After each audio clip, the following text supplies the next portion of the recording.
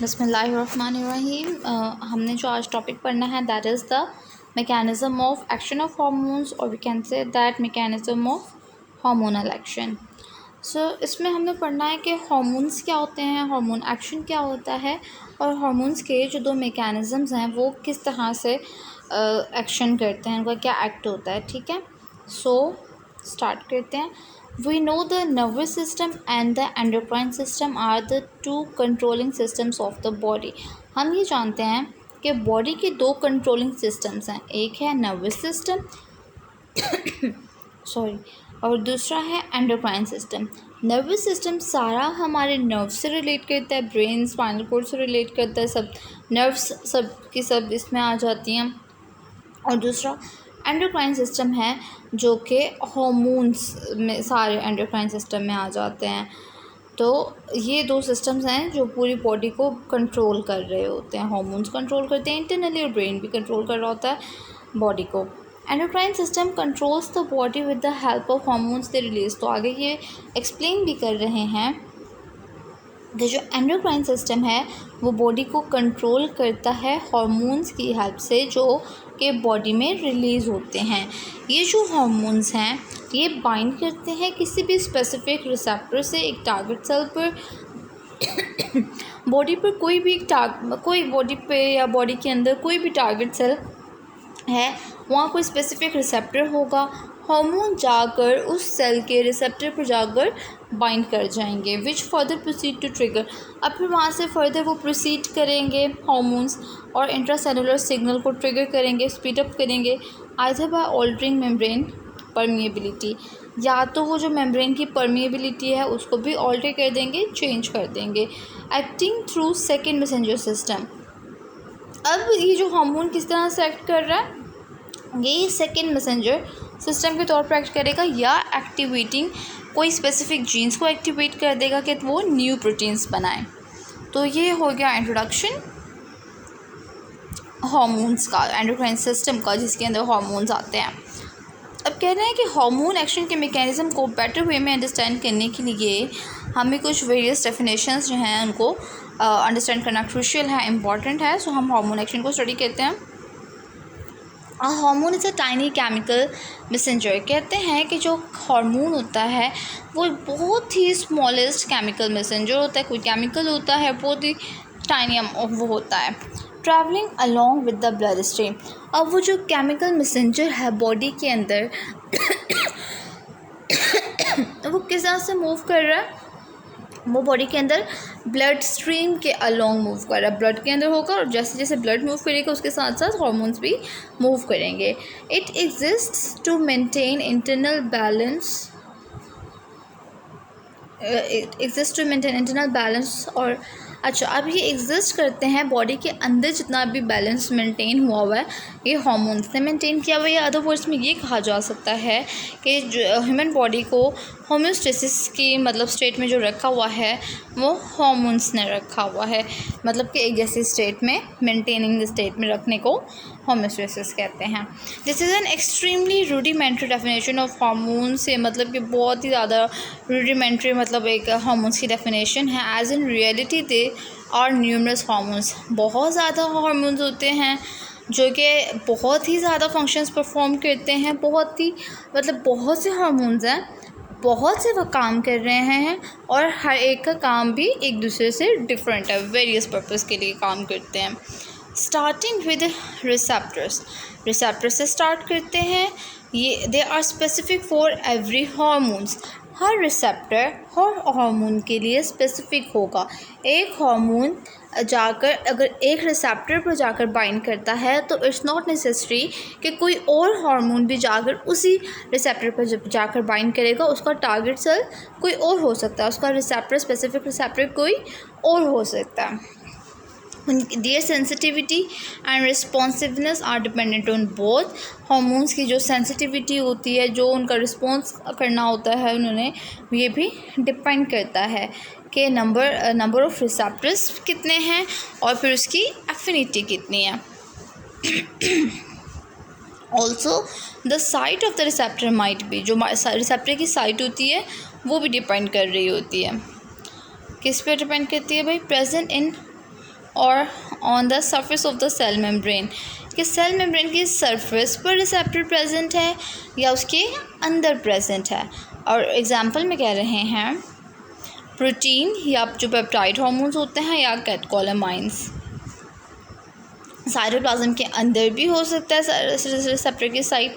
For example अगर cytoplasm के अंदर है तो वो स्टेरॉइड हार्मोन्स होंगे, और अगर in the cell nucleus, cell का जो न्यूक्लियस होता है उसके अंदर अगर कोई रिसेप्टर है तो वो उसकी एग्जांपल इन्होंने थायरोक्सिन दी हुई है। इसके अलावा कहते हैं hormones can be divided into groups on the basis of their chemical nature. अब हार्मोन्स को 2 ग्रुप्स में डिवाइड किया गया है, केमिकल नेचर की बेस पे उनको डिवाइड किया गया है कि अब कुछ हार्मोन्स होते हैं पेप्टाइड, पॉलीपेप्टाइड, प्रोटीन नेचर के हार्मोन्स होते हैं, कुछ स्टेरॉइड्स जो कि लिपिड्स हार्मोन्स होते हैं, कुछ होते हैं आयोडोथायरोन्स थायरॉइड हार्मोन्स होते हैं, और अमाइनो एसिड के डेरिवेटिव्स होते हैं। तो इन 4 कैटेगरीज में हार्मोन्स को केमिकल नेचर की बेस पर डिवाइड किया गया। Hormones that interact with membrane bound receptors, ऐसे हार्मोन्स जो कि मेम्ब्रेन बाउंड रिसेप्टर के साथ इंटरेक्ट करते हैं, generally don't enter target cells. इस तरह के हार्मोन्स टारगेट सेल के अंदर एंटर नहीं होते, क्योंकि वो मेम्ब्रेन बाउंड रिसेप्टर के साथ अगर इंटरेक्ट कर जाएंगे तो वो टारगेट सेल के अंदर एंटर ही नहीं होंगे। इंटरेक्शन अगर नहीं होगी तो वो वहाँ को क्रॉस करके टारगेट सेल्स तक पहुँच जाएंगे। रेदर जनरेट सेकेंड मैसेंजर्स, तो फिर क्या करते हैं ये सेकेंड मैसेंजर्स को जनरेट करते हैं, जो कि फर्दर का जो प्रोसेस होता है उसको रेगुलेट करता है, सेलुलर मेटाबॉलिज्म को रेगुलेट करता है, मेंटेन करता है, और वो उसको फिर कंटिन्यू जो प्रॉपर फंक्शन होता है उसको कंप्लीट कर देता है। On the other hand hormones which interact with intracellular receptors, इसके अलावा कहते हैं कि हार्मोन्स, इस तरह के हार्मोन्स जो कि इंट्रासेलुलर रिसेप्टर्स के साथ इंटरेक्ट करते हैं, मोस्टली रेगुलेट जीन एक्सप्रेशन और क्रोमोसोम फंक्शन। वो क्या करते हैं, वो जीन के एक्सप्रेशन को रेगुलेट मेंटेन करते हैं, क्रोमोसोम्स का जो फंक्शन होता है उसको रेगुलेट करते हैं by the interaction of hormone receptor complex, और उन के अंदर जो इंट्रैक्शन होता है वो हार्मोन रिसेप्टर कॉम्प्लेक्स है। एक हार्मोन होगा, एक रिसेप्टर होगा, वो दोनों कंबाइन करेंगे तो हार्मोन रिसेप्टर कॉम्प्लेक्स बन जाएगा जीनोम के साथ, और जीनोम का मतलब होता है set of genes. The sum total of all the biochemical actions, अच्छा जितने भी बायोकेमिकल एक्शन हैं उन सब का सम किया जाए तो result in physiological and developmental effects में उसका रिज़ल्ट आ जाता है। अब आ गए हैं हम मेन टॉपिक पर, जो कि है हार्मोन एक्शन का mechanism of hormone action is grouped into 2 classes में इनको डिवाइड किया गया है। Number 1 is fixed membrane receptor mechanism, number 2 is mobile receptor mechanism. Fixed membrane receptor mechanism में कहते हैं कि इस टाइप का मैकेनिज्म जो होता है वो वाटर सोल्यूबल हार्मोन्स को शो करता है दैट आर अमाइंस और प्रोटीन्स। अब वाटर सोल्यूबल हार्मोन्स कौन से हैं, ऐसे हार्मोन्स जो कि वाटर के अंदर सोल्यूबल होते हैं, डिज़ोल्व हो जाते हैं, वो हैं अमाइंस और प्रोटीन्स। इनकी कंपोजिशन उनमें होती है। और इस तरह के कौन से हार्मोन्स होते हैं, जो ग्रोथ हार्मोन होते हैं वो भी अमाइंस और प्रोटीन्स में आते हैं, ऑक्सीटोसिन और एंटीडायरेटिक हार्मोन ADH। फिर कहते हैं ये जो हार्मोन्स हैं ये लिपिड मेम्ब्रेन को पास नहीं कर सकते, इनके पास they have your target receptor on the cell membrane, cell membrane के ऊपर इनके पास टारगेट रिसेप्टर होते हैं जिसके साथ हार्मोन जाकर बाइंड कर जाता है।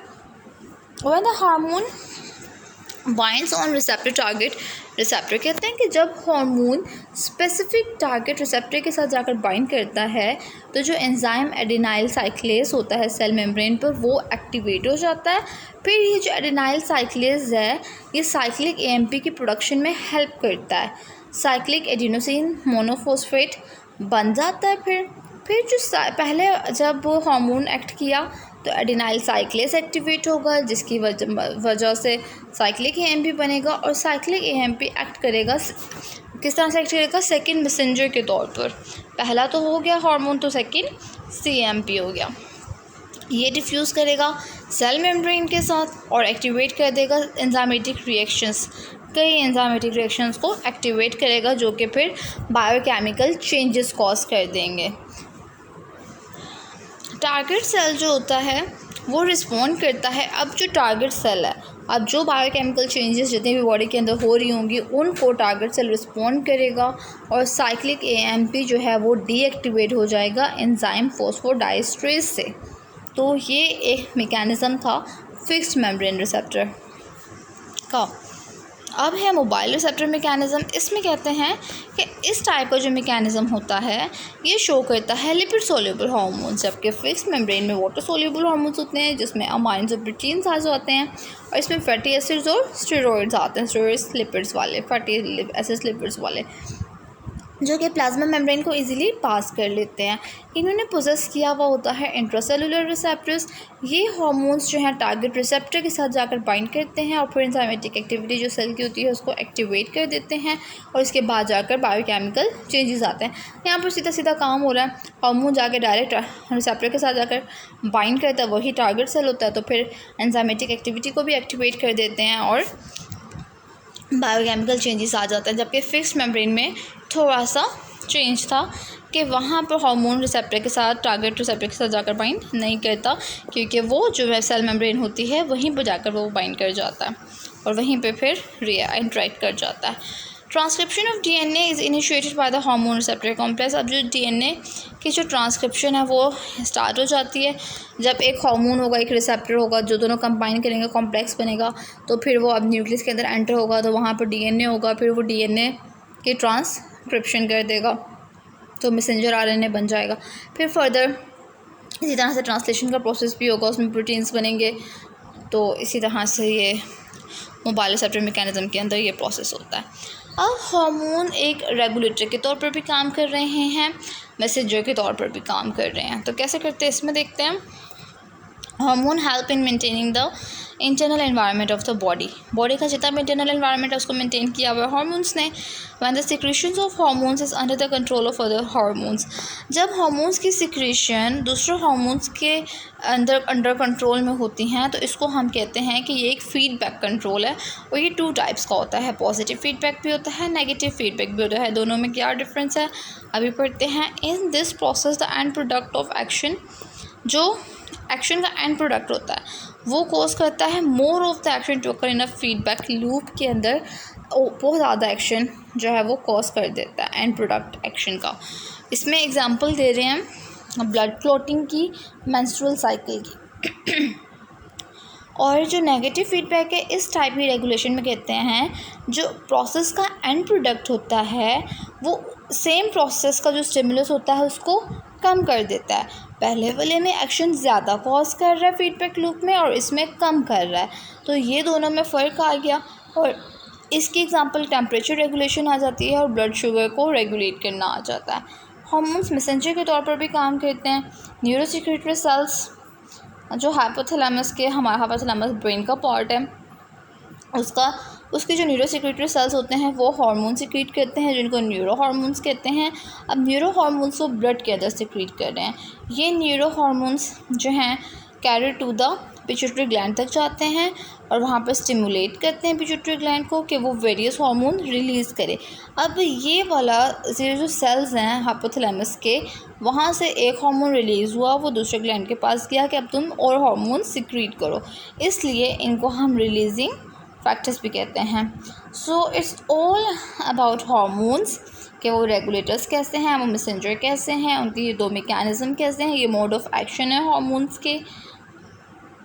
और ये जिसका सारा जो एक्शन हमने पढ़ा था कि कौन से हार्मोन्स को केमिकल नेचर पे बेस किया गया था और रिसेप्टर कौन कौन से हो सकते हैं, हार्मोन किस तरह से जाकर बाइंड करता है, सारा इंट्रोडक्शन।